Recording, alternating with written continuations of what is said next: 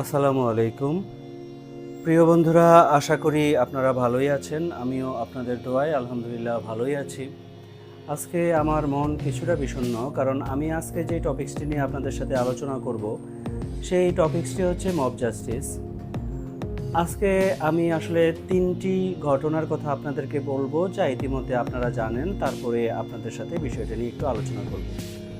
প্রথম ঘটনাটি হচ্ছে বগুড়ায় একজন ব্যক্তিকে চোর সন্দেহে পিটিয়ে হত্যা করা হয়েছে।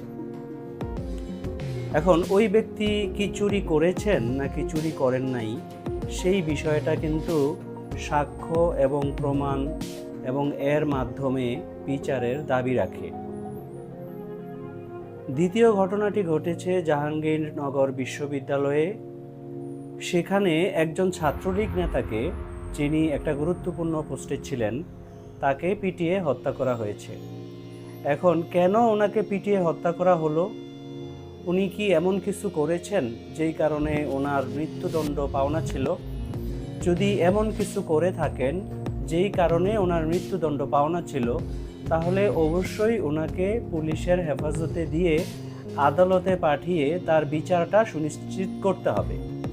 সুনিশ্চিত না করে নিজের হাতে আইন তুলে নিয়ে একজন শিক্ষার্থীকে এভাবে পিটিয়ে মেরে ফেলা, এটা একেবারেই আইনের ব্যত্যয়, আমাদের সংবিধান বিরোধী এবং আমাদের প্রচলিত আইন বিরোধী।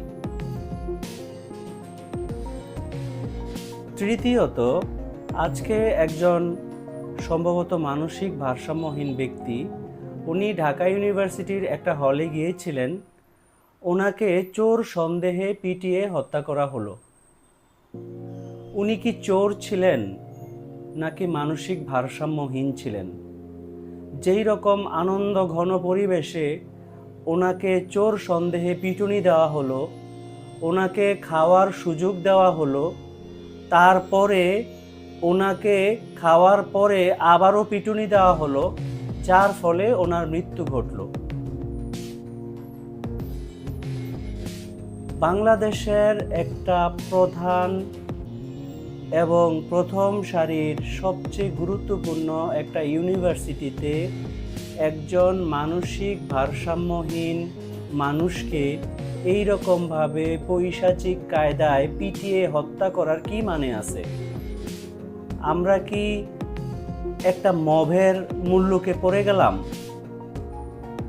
আপনারা একটা বাংলাদেশের সর্বোচ্চ বিদ্যাপীঠের, যাকে প্রাচ্যের অক্সফোর্ড বলা হয়, সেই রকম একটা বিদ্যাপীঠের একটা স্বনামধন্য প্রতিষ্ঠানের আপনারা ছাত্র। আপনারা কোন দল করেন, কোন মত করেন আমরা জানি না, কিন্তু এইভাবে আপনাদের কি সামান্যতম মায়া হলো না? একটা মানসিক ভারসাম্যহীন ব্যক্তিকে এইভাবে পিটিয়ে আপনারা মেরে ফেলতে পারলেন? আপনাদের কাছ থেকে জাতি এটা কোনোভাবেই আশা করে না।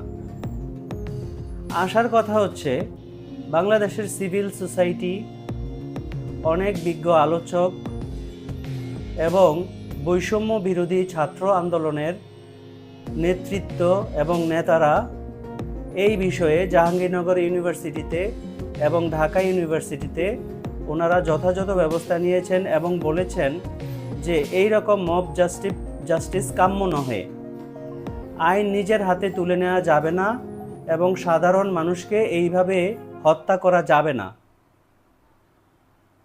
আমার ব্যক্তিগত অবস্থান হচ্ছে, এই যে গরুচোর সন্দেহে বগুড়ার 40 বছরের ভাইটিকে মেরে ফেলা হলো, জাহাঙ্গীরনগর ইউনিভার্সিটির যে ছাত্রলীগের একজন গুরুত্বপূর্ণ পোস্টের একজন ব্যক্তিকে হত্যা করে ফেলা হলো, একজন ছাত্রকে, ঢাকা ইউনিভার্সিটিতে একজন মানসিক ভারসাম্যহীন ব্যক্তিকে মব জাস্টিসের মাধ্যমে বা মব জাস্টিসের নামে বা একসাথে সবাই মিলে আনন্দ উপভোগ সহকারে, হাস্যরহস্য সহকারে পৈশাচিক কায়দায় একটা ব্যক্তিকে হত্যা করা হলো। আমি এর ঘোর বিরোধী এবং আমি মনে করি যারা এই হত্যাকাণ্ডগুলি ঘটিয়েছেন তাদেরকে বাংলাদেশের প্রচলিত আইনের আওতায় আনতে হবে এবং তাদের বিচার হতে হবে। যে যতটুকু অপরাধ করেছেন তার ততটুকু বিচার হবে। কেউ নিজের হাতে আইন তুলে নিতে পারবেন না এবং এই রকমভাবে হত্যাকাণ্ডের আমরা ঘোর বিরোধী এবং আমরা এর বিরুদ্ধে তীব্র নিন্দা জানাই। আমার এই ব্লগটি শেষ করব বৈষম্য বিরোধী ছাত্র আন্দোলন, যা পরবর্তীতে ছাত্র জনতা আন্দোলনের রূপ নিয়েছিল।